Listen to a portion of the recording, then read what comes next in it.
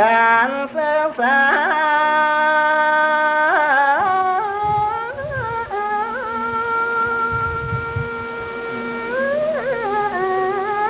กำลังเรียนวิชาอยู่ในฐานะต่างห้องเสียมาเจ้าละอาจมาจองก็รีบเล่งเอาไปฟงพ่อแม่เป็นน้องก็มาเสียอกเสียใจ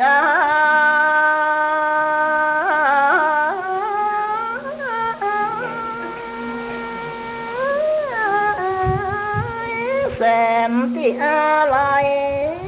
เอาขึ้นบ่ได้ว่าโอ้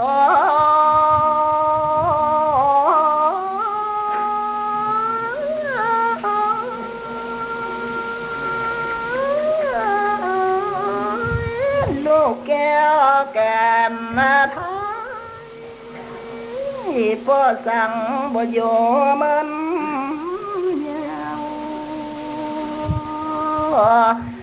จับล้างพ้องน้ำก็มาตายเป็นเบาเป็นสา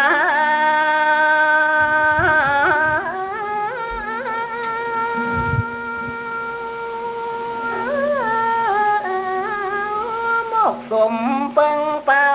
กำลังหิหากาได้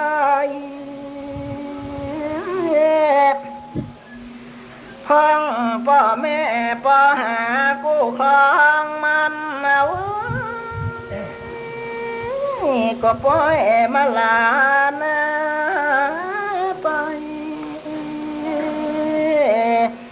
ห้องเอากันอยู่กับโดยกัน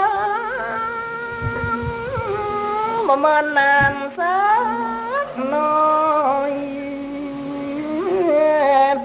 ก็ว่ามาตายละโลกน้อยโลกน้อยมวยมิ่งไว้ชมมาตายละโลกเมียและผัวต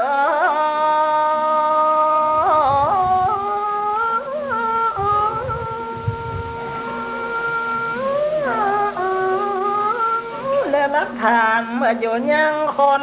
หามาไว้บ่อน้อย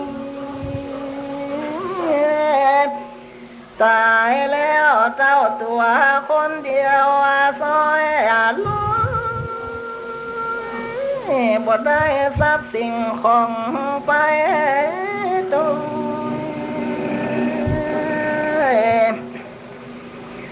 บ่มีภัยลวงต้นบ่ว่าเจ้าเงินหมื่นเงินแส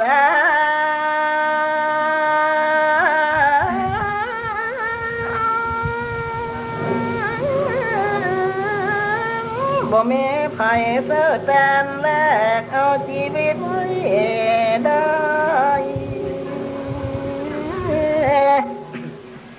ถ้า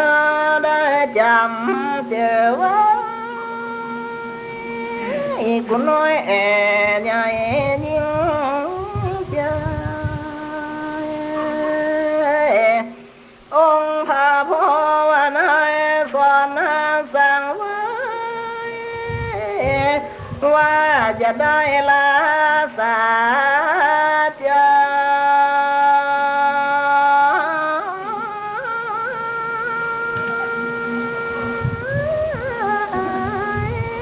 ปั๊มเป็นคุณงามความดีไปจากใจ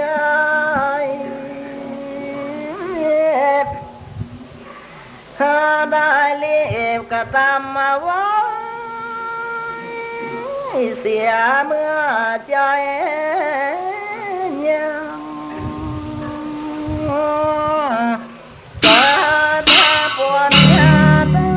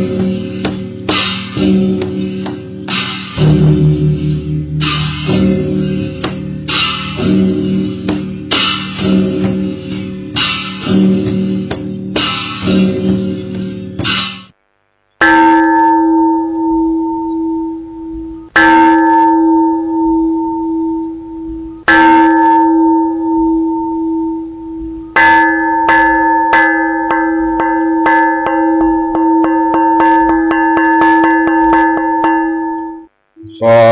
ถวายความเคารพพระมหาเถรานุเถระครูบาอาจารย์เจ้าทั้งหลายทุกตนทุกองค์เจริญสุขเจริญธรรมจงได้บังเกิดมีแก่สาธุชนพุทธบริษัททั้งหลายที่ได้สดับรับฟังสาระธรรมเสียงธรรมธรรมะตั้งสถานีวิทยุวัดฝ่ายหินในระบบคลื่น FM 104.50 เมกะเฮิรตซ์ในภาคบ่ายวันนี้เป็นวันอังคารที่10กันยายนพุทธศักราช2567วันนี้เป็นวันศีลวันพระวันธรรมสวนะศรัทธาญาติโยมทั้งหลายก็คงจะเข้าวัดไปทำบุญอย่างน้อยก็ได้อธิษฐานจิตอธิษฐานใจช่วงเข้าพรรษาว่าจะต้องเข้าวัดวาอารามเพื่อสั่งสมบุญเป็นกรณีพิเศษในประเวณีการเข้าพรรษาช่วง3 เดือนอธิษฐานจิตอธิษฐานใจเป็นพุทธบูชาช่วงเจ้าก็มีการทำบุญตักบาตรได้ใส่เข้าบาตรถวายภัตตาหารเจ้าแล้วก็ได้การขันเข้าก็ดีนี่เป็นช่วงภารกิจในการทำบุญในวันพระวันศีลวัดวาอารามบางที่ก็มีการฟังเทศน์ในช่วงบ่ายช่วงภาคค่ำส่วนมากก็จะเป็นเวลาบ่ายโมงที่อาตมาภาพกำลังบรรยายธรรมที่นี่ส่วนการทำบุญในวันศีลวันพระบางวัดเวลาจำกัดก็จะทำบุญเอาช่วงตอนเช้าก็เสร็จไปเพราะว่าอาจจะมีภาระหน้าที่การงานในการดำเนินชีวิตประกอบกันมีภาระหน้าที่ได้มาวัดวาอารามในช่วงเช้าก็มาทำบุญนี่ก็อนุโมทนาโดยในส่วนของวัดสลีโสดาพระอารามหลวงจังหวัดเชียงใหม่ก็ได้มีการทำบุญเพื่อพี่น้องศรัทธาตั้งหลายได้เข้ามาวัดเข้ามาทำบุญทุกวันพระวันศีลไปถึงเดือนเกี่ยงเพ็งหรือว่าวันออกพรรษาตอนนี้การเข้าพรรษาของศรัทธาญาติโยมก็เข้ามาเกือบ2 เดือนแล้ว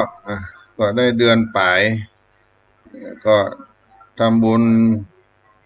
เพื่อได้สั่งสมบุญญาบารมีตัวเฮาในเดือนกันยายนนี้ก็เป็นเดือนที่เรามีกิจกรรมการทำบุญในวันบุพเปตพีที่อาตมาภาพได้อู้ไปหลายคราวก็เพื่อระลึกถึงน้ำธรรมคำสอนให้ญาติโยมได้มีโอกาสได้มาทำบุญเพื่อสร้างความกตัญญูกตเวทีต่อผู้มีพระคุณ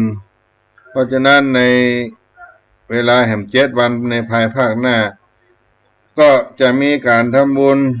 ไปหาญาติพี่น้องญาติวงศาที่ได้ร่วมรับนำขันไปซึ่งการทำบุญนี้ก็มีที่มาของการเฮือตาน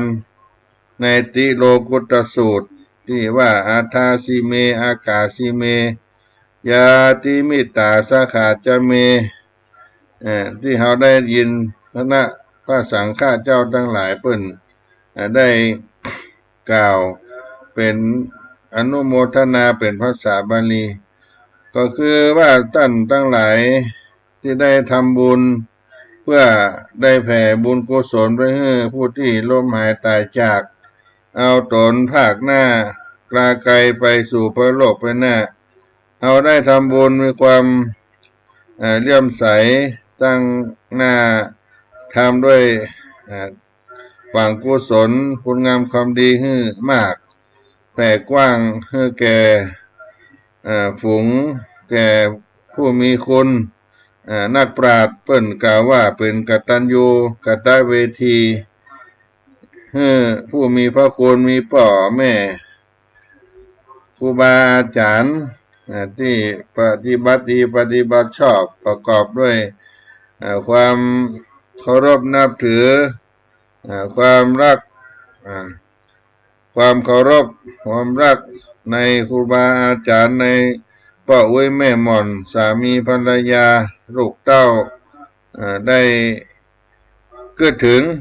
ที่เปิ้นได้ลมหายตายไปเพราะฉะนั้นเราได้ทำบุญก็ได้ของขวายหาวัตถุไตรยทานสัพพะของกินของทานนานาต่างๆตามจารีตแบบเบาโบราณมาตกแต่งเพื่อเป็นของทานอันชอบมันอุดมเพื่อจะได้สร้างบุญบารมีออกบ้านออกจองมาก็เข้ามาถึงวัดถึง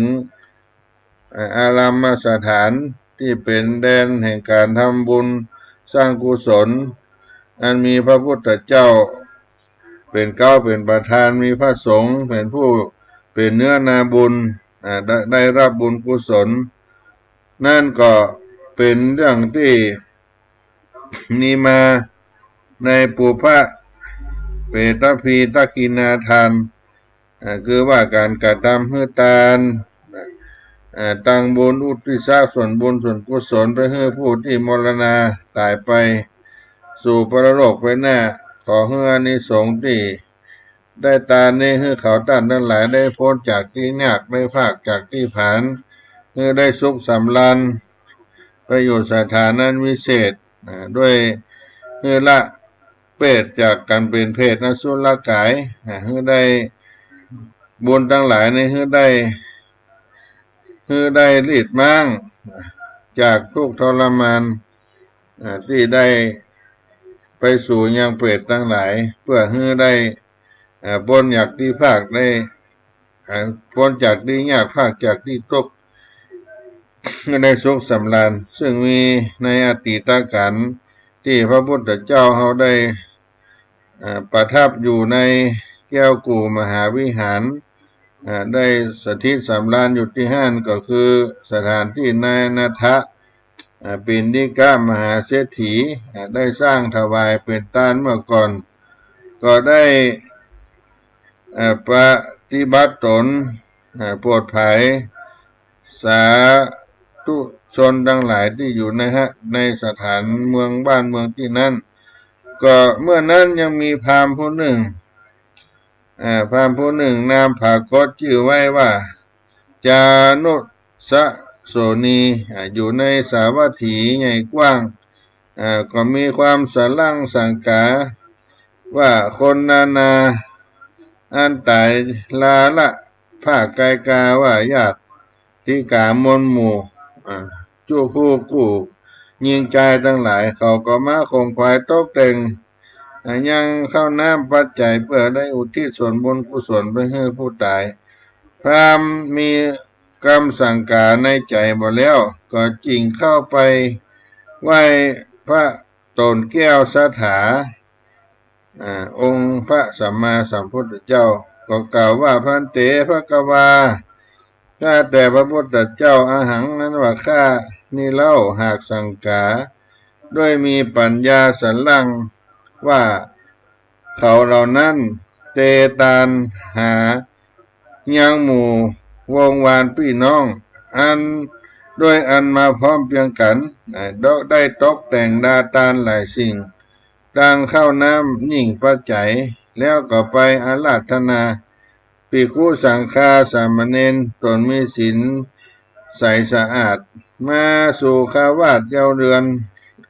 แล้วกล่าวอัญเชิญตาลตอดยังสะปะยอดของตาลอุทิศนาบุญไปหลอดถึงผู้ไม่มอดมรณะว่าบุญอันนั้นจะไปถึงอย่างใดจักไปถึง ดังอันเลือจาท่านเจ้าหรือว่าจักสูญไปป่างเป่าดอมใดขอพระสัพพัญญูพุทธเจ้านี่จงได้ตรัสเทศนาให้หายข้อสังกาแก่ผู้ฆ่าพ้องเตอะในกาลยามนั้นพระพุทธเจ้าพระสัทธาโดนพันแพ้วก็ได้ยินแล้วยังกำพุทธาแห่งจานุโสนีพราหมณ์ว่ากล่าวจึงต้านบอกข่าวเล่า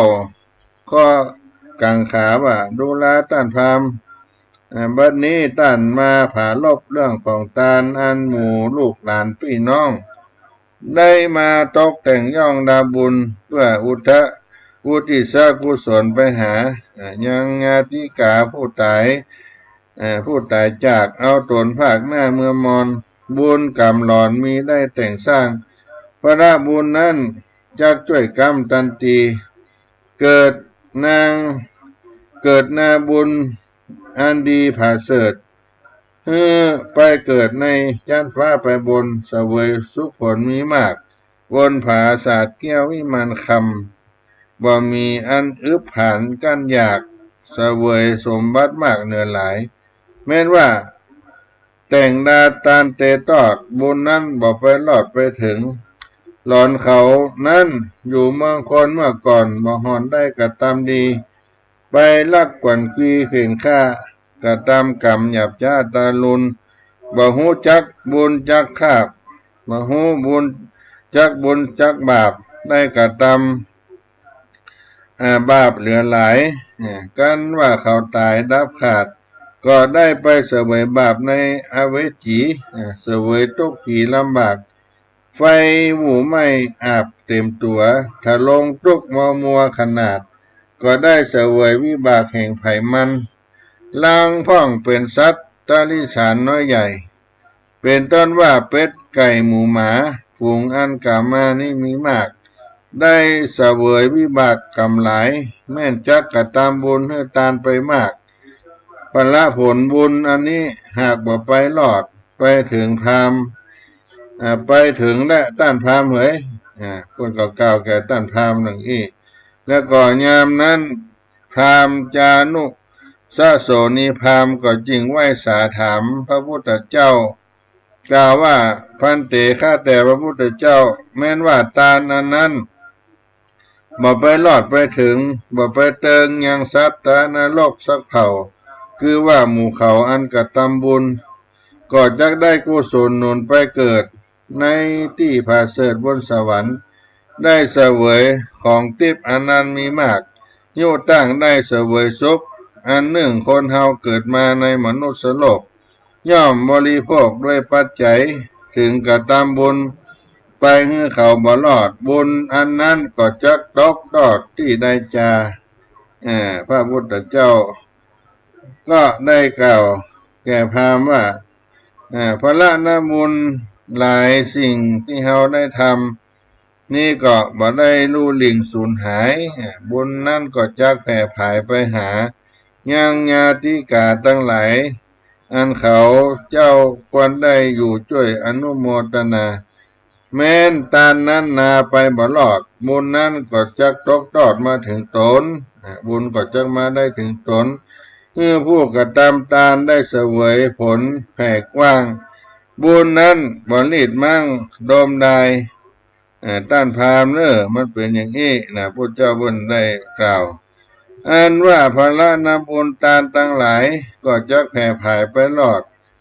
คือได้ยกตนออกจากที่ผานผู้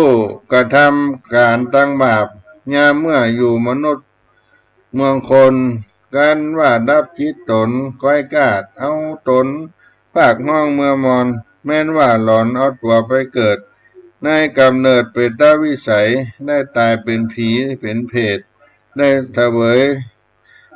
วยทุกขเวทนาได้แสวงหาเลี้ยงตนได้ปากอันใดก็บ่อดบ่อยากเหลือหลายได้กินน้ำลายน้ำมูกทุกทนถูกทันนัดใจล้างพ่องเมาไม้หากินในแดนดินแห่งพี่น้องตั้งบ้านเปื้อนป้องวงวานไฟ พับสถานบ้านจ้องในแห่งห้องคาวาเสาะหาญาติกามวลหมู่อันเคยได้อยู่กับกันมาไปที่ตาลไปตีตามฝาตอกต่อยว่าเขาตุกค่าค่อยในใจจักกินสั่งอันใดก็ยินยากมาจ้างออกปากยืมขอห้องก็ไปยืนจุกอยู่ตามเส้นแยกหมู่มาคาแล้วก็แถลงให้หันกาญาเหี่ยวแห้งตุกหนิบแน่นหัวใจห้องก็พดไป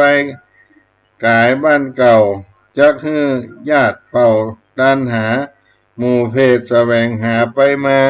บ่ขาดหวังจักได้รับน้ำญาติใหม่ตาลลังพ้องก็ไปป๋อมเปื้อนตาลใหญ่หวังจักได้ของตาลก็ซ้ำมาผันเป่าจ้อยลวดว้อยเอาตัวเป่ามองได้อันนี้ย้อนกรรมตั้งหลายเมื่อปังก่อนมากั้งสอนปิดบังบ่ฮื้อหมู่วงวานมวลหมู่ลืมได้ตาลสู่ตัวหาเป็นดังพระสาถาผันแพ้วเดชนาแล้วบ่พิดแผกไปไหนเอกังสมัยยังมีในกาลคาบหนึ่งปางเมื่อพระที่ไหวถลงยานเสด็จสำราญในสวนลัทธิวันยามนั้นพระญาปิมพิสารก็ได้ถวายตาลบ่พรพระก็เทศนาบ่ยศหย่อนอิริยาเทศนาผายแผ่เพื่อแก่พระเจ้าพิมพิสารได้ถึงโสดาบันพระก็มีใจชื่นยินดี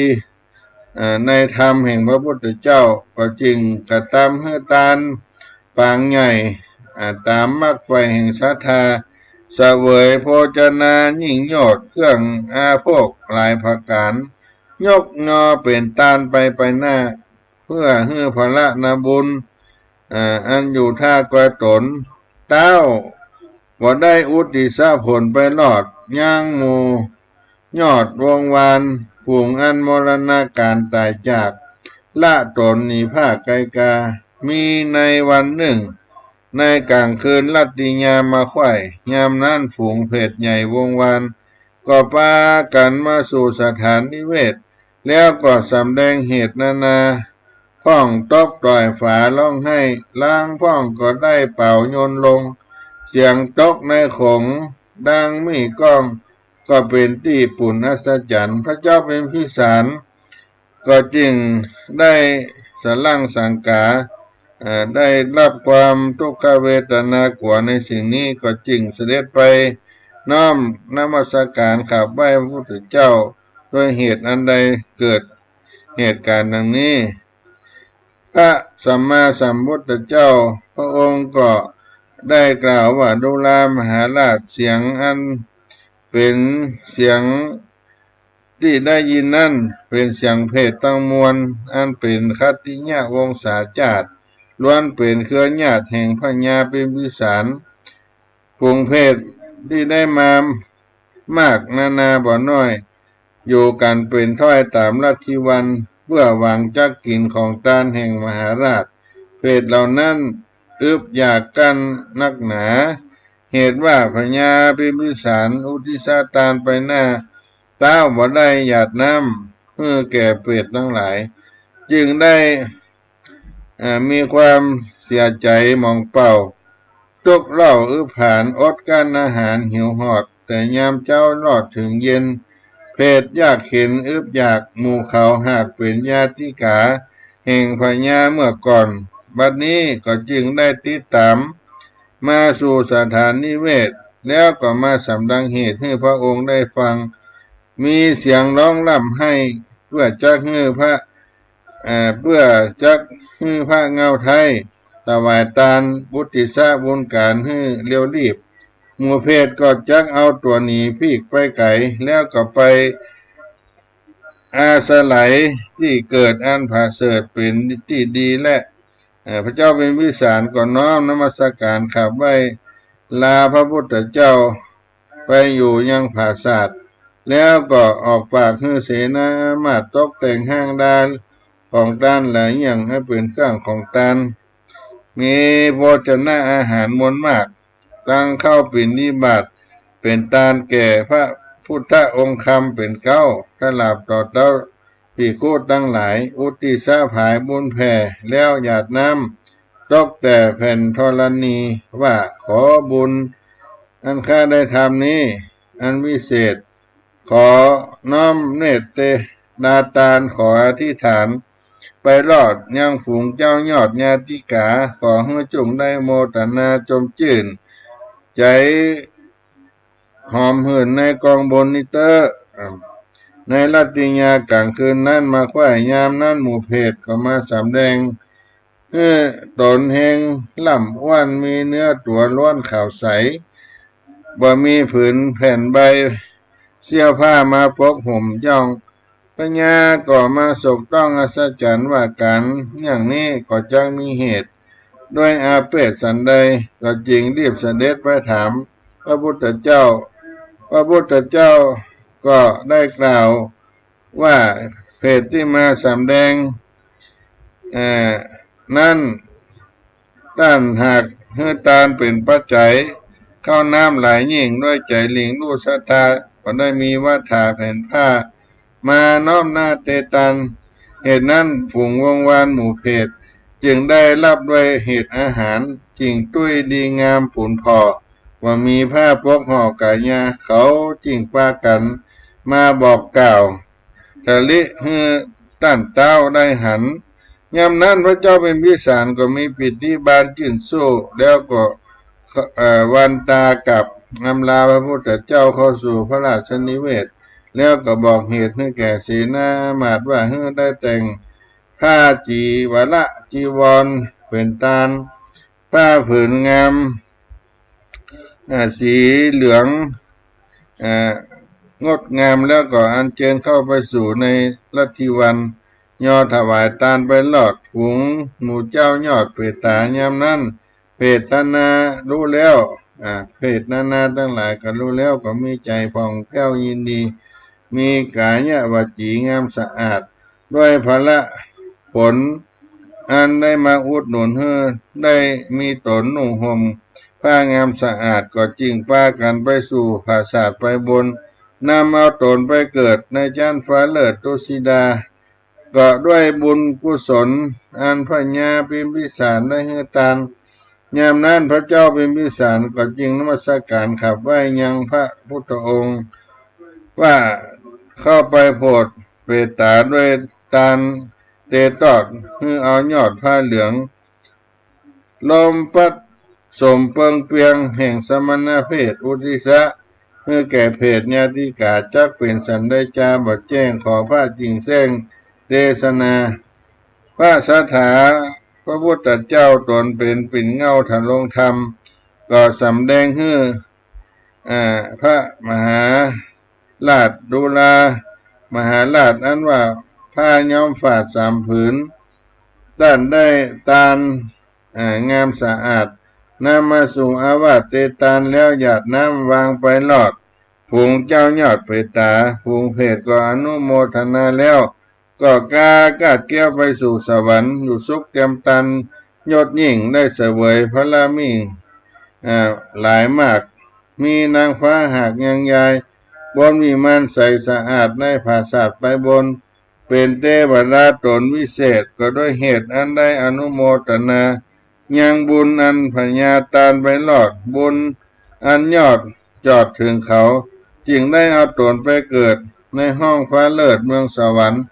ยามนั้นพระญาก็ไข้หันแถมเล่า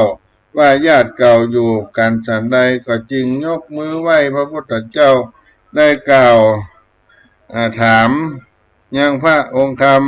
สัมมาสัมพุทธเจ้า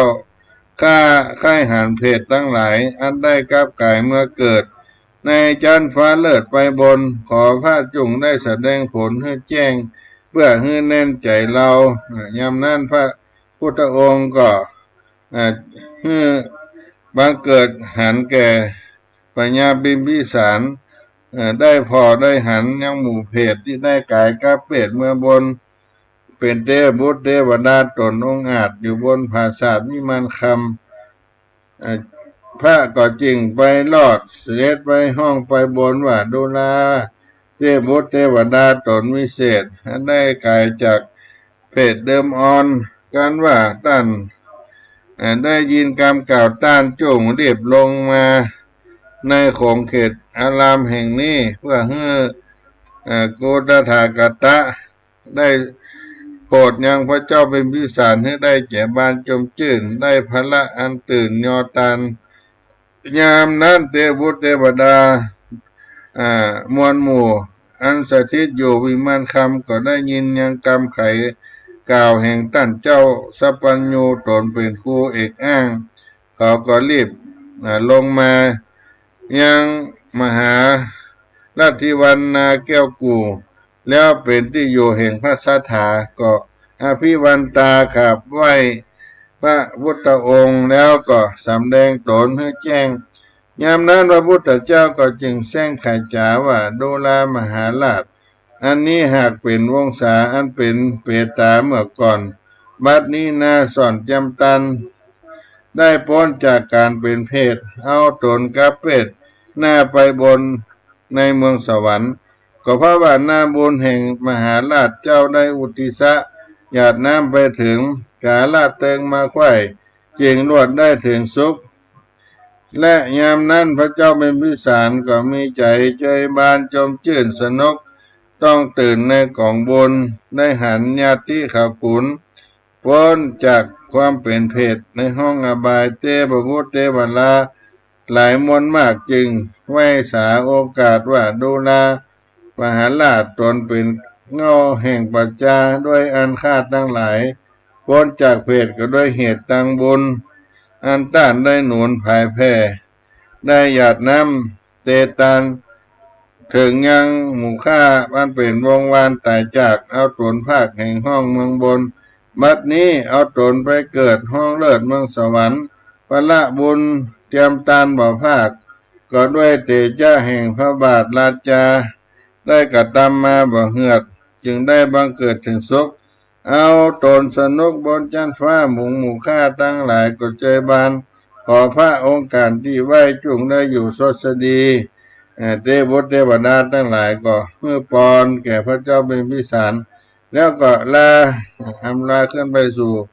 สวรรค์เมืองบนเสวยสุขผลในผงภาษาทอันนี้พระพุทธองค์ก็จึงไขโอกาสให้เป็นภาษาบาลีว่าอัตตาสิเมอากาสิเมยาติมิตาดังนี้ว่าคนทั้งหลายยิงใจอุกละยิงใจผู้ใดในโลกมีความผายโพดเมตตาได้คุณนาแก่คนนั้นตายจากเอาตนลาภาคบางคนอันมีพ่อแม่ปู่ย่าตายายญาติกาสามีภรรยาเมียมิ่งมิตรเจ้าสหายหญิงอุดมก็มีตัวอันที่เพื่อนได้มีบุญคุณแก่ตนมาปังก่อนเป็นสหายกันมาก็ดีได้เกิดร่วมห้องญาติกาหรือว่าเป็นเพื่อนกันมา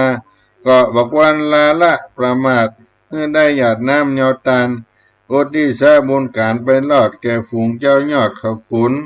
ก็จะเป็นนาบุญอันยิ่งใหญ่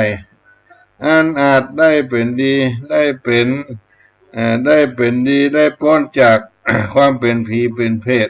ทุกขเวทเวทนาบุญอันนี้ก็พาไปรอดเมื่อได้ไปประกอบดังดีเมื่อได้อยู่สุขขี่ยิ่งล่ำก็เพราะนาบุญได้ช่วยกำปาไปแม้นจักเป็นสันใดก็อย่าได้ขาดอย่าได้ประมาทต่างตานมีหนทางเส้นเดียวเต้าอันก็ช่วยกำให้ผู้ตายก็ว่าถวายทานไปรอดเมื่อบุญไปจูจอดเติงตันเป็นสะเปาคำเล่มใหญ่อันได้ใส่ยังเข้าของและป่องเอาคนออกจากห้องอบายไปสู่จันฟ้าไปบนสวรรค์เทวโลกพ้นจากตั้งผ่านตั้งลำบากตั้งทุกข์ยากนานาก็เป็นที่มาแห่งการให้ทานให้คนตายเหล่านั้นได้ข้ามเขตไปสู่ห้องเขตยังบุญกุศลที่ได้เสวยสุขผลก็คือเป็นเทพบุตรเทวดาอย่างอัน อันนี้ก็เป็นเรื่องราวของการตานญาติวงศาพี่น้องรำลึกถึงผู้ที่ได้ล่วงดับขันตายไปเป็นเพศตามบุญเขตที่ได้สร้างแล้วก็จะได้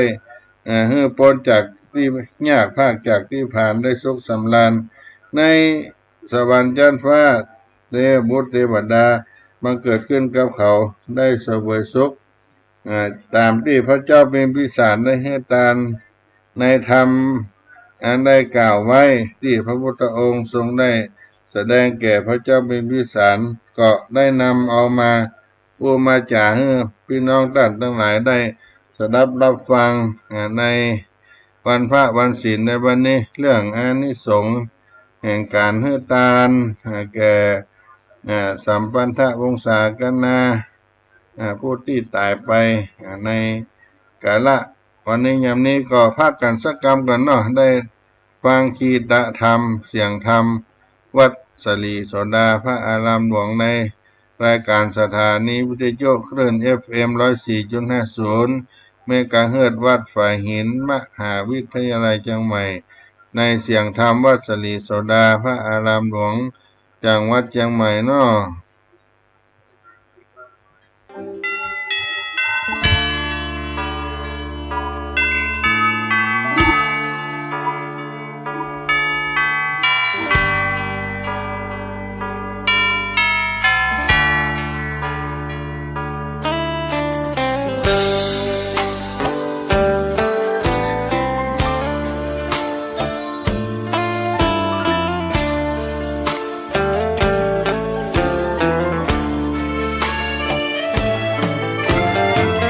เชิญชวนทุกท่านเข้าวัดเข้าวาฟังธรรมะจากหลวงตาเสริมชีวาให้สุขสดใสยึดมั่นหลักธรรมคำสอนไว้ให้ขึ้นใจความดี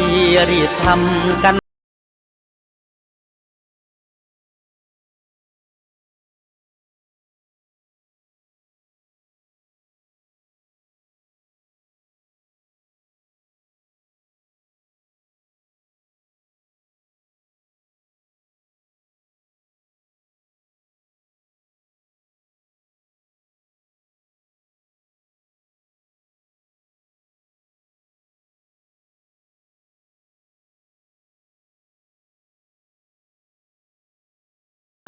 ใคร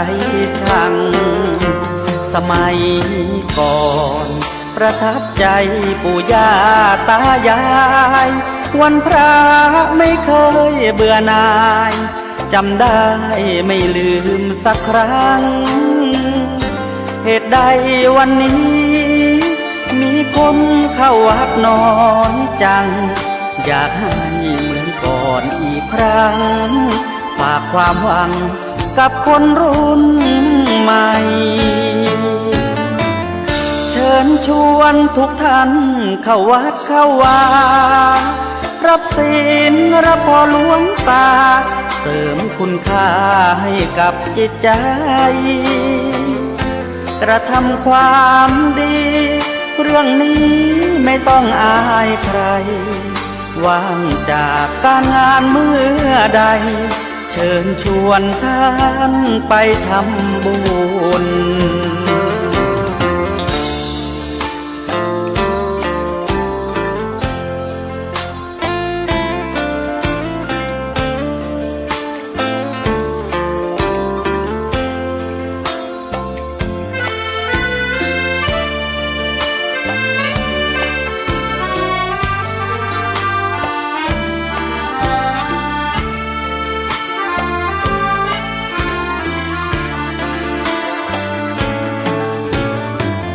เชิญชวนทุกท่าน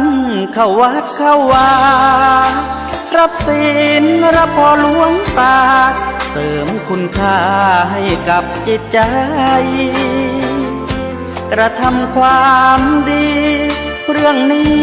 ไม่ต้องอายใครว่างจากการงานเมื่อใดเชิญชวนท่านไปทำบุญ กระทำความดี เรื่องนี้ไม่ต้องอายใคร ฝากเพลงเชิญชวนหญิงชายอย่าอายเรื่องการทำบุญ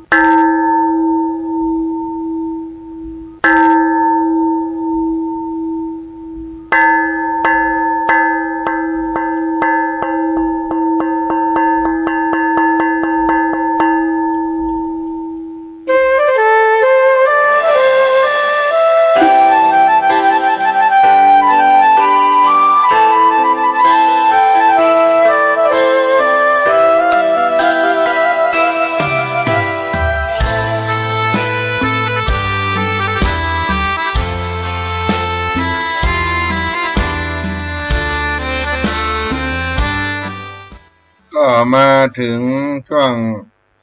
ท้ายรายการสาระธรรมเสียงธรรมวัดสลีโสดาพระอารามหลวงจังหวัดเชียงใหม่ที่อาตมาภาพได้มาเอาอุมาจากับพี่น้องท่านทั้งหลาย ที่ได้กล่าวถึงการทำบุญไป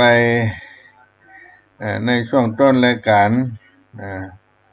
เมื่อมนุษย์เราได้ละอัตภาพจากเมืองคนไปแล้วสิ่งที่ต้องการก็คือการไปปรโลกก็คือบุญเพราะบุญเป็นสิ่งที่จะทำให้บุคคลผู้ละโลกนี้ไปเสวยสุขโดยเฉพาะอย่างยิ่งถ้าหากเป็นบุคคลที่เดินทางออกจากร่างด้วยจิตใจที่บ่ผ่องใสก็จะต้องไปพลาดพลาดตกไปสู่อบายภูมิหากยังอยู่ในอบายภูมิที่บ่ลึกไปนักเช่นเปตโลกหรือยมโลกก็ยังสามารถรับบุญที่ญาติมิตรอุทิศไปให้เพื่อบรรเทาความทุกข์ทรมานที่มีอยู่ถ้าหากกระแสบุญที่อุทิศไปมีกำลังมากเพียงพอก็อาจนำปาให้ได้ไปพ้นโทษในอบายภูมินั้นเช่นเดียวกันดังนั้นควรทำบุญอุทิศส่วนกุศลไปให้ผู้ละโลกนี้ไปบ่อยๆเพราะอย่างยิ่งในวันพระวันสำคัญในทางพระพุทธศาสนานี้ที่ได้กล่าวไปถึงเรื่องเปรตของพระเจ้าพิมพิสารที่ได้มาแสดงเสียงหวยหวนอันพึงกัวในพระราชนิเวศพระองค์ก็ไปถามพระพุทธเจ้าแล้วก็ทูลถามด้วยที่มาของเสียงนั้นพุทธองค์ได้ตรัสแก่พระเจ้าพิมพิสารว่าจะได้หวาดกลัวแต่ประการใดเพราะเสียงที่ได้ยินนั้นมาเป็นสิ่งที่อันเดียวร้ายแก่พระองค์เนื่องจากเป็นเสียงของเปรตอันเป็นปาราตัตตูพระชีวิเปรตที่มีผลบุญของญาติเป็นอาหารมีโอกาสรับรู้บุญที่หมู่ญาติอุทิศได้ก็เมื่อรับรู้และอนุโมทนาในผลบุญแล้วความอดอยากยากแค้นก็จะบรรเทาเบาบางไปให้หมดสิ้นปาราตัตตูพระชีวิเปรตผู้เป็นญาติของพระเจ้าพิมพิสารก็รอคอยบุญทั้งหลายด้วยความหิวกระหายอดอยากมานานแสนนานเพื่อจะให้พระเจ้าพิมพิสารได้อุทิศส่วนทานให้เมื่อพระเจ้าพิมพิสารได้อุทิศส่วนบุญส่วนให้ก็ได้รับความสุขจากผลบุญที่ได้รับอานิสงส์ทานของพระเจ้าพิมพิสารได้ทานข้าวน้ำโภชนะอาหารทานผ้าสบงจีวรผ้าไตรอุทิศให้แก่หมู่เปรตทั้งหลายได้กินได้บริโภคมือเนื้อมีตนมีผิวพรรณวรรณะมีเสื้อผ้าอาภรณ์เป็นเครื่องนุ่งเครื่องห่ม ก็ด้วยอานิสงส์ตาลที่พระเจ้ามีวิสารได้ตาลให้แก่เปรตที่เป็นญาติของพระองค์พุทธองค์ก็ได้ทรงดำรัสสอนให้คนทั้งหลายได้รู้จักการทำบุญกวดน้ำหยาดน้ำหมายตาลหยาดน้ำแผ่บุญกุศลไปให้ผู้ที่มีความทุกข์ยากในการได้ถลงวิบากนั้นได้เสวยภพเสวยผลนั่นเป็นเปรตเมื่อเฮาหยาดน้ำหมายตาลมีจิตใจเป็นสมาธิธรรมพระบุญกุศลก็จะบังเกิดให้เฮาได้รับอานิสงส์ตามไปด้วย ทำบุญวันศีลวันพระวันธรรมสวนะวันพระเป็นวันที่สำคัญทางพระพุทธศาสนาเฮาได้ทำบุญอุทิศส่วนกุศลไปให้ญาติพี่น้องวงศาคณาญาติผู้ได้ตายละไปได้รับทำบุญที่ได้จากบุญที่ได้อุทิศส่วนกุศลเพราะว่าวันอื่นๆสัตว์นรกบ่ว่างเว้นจากทันละกรรมทรมานยังรับบุญบ่ได้แต่ในวันพระใหญ่นั่นการทันละทรมานในยมโลกจะยุดลงชั่วคราวทำให้บุญที่หมู่ญาติอุทิศส่วนบุญกุศลให้ช่องส่งผลให้เขาได้รับเสวยสุขพ้นจากความทุกข์ยากลำบากทั้งหลายจะได้ไปสู่สุคติในปรโลกไปหน้าก็ได้มามาจากกับพี่น้องทุกท่านคนฟังทั้งหลายในวันนี้วันศีลวันอังคารที่10 กันยายน 2567ก็ได้มามาจากกันเรื่องการอุทิศส่วนกุศลไปให้ผู้ล่วงลับดับขันไปก็หมดเวลาสาระธรรมภาคบ่ายวันนี้พอดีก็จะได้มาจากกันในคราวต่อไปในเสียงธรรมวัดสลีโสดาพระอารามหลวงก็ขอให้พี่น้องท่านผู้ฟังทั้งหลายได้อยู่เย็นเป็นสุขกันทั่วหน้าปรารถนาสิ่งใดก็ขอให้ได้ส่งความมุ่งมั่นปรารถนาทุกท่านทุกคนก็ให้ป้ากันในพระค่ำยามเย็นสุขีติคาอายุวันโนสุขังพลัง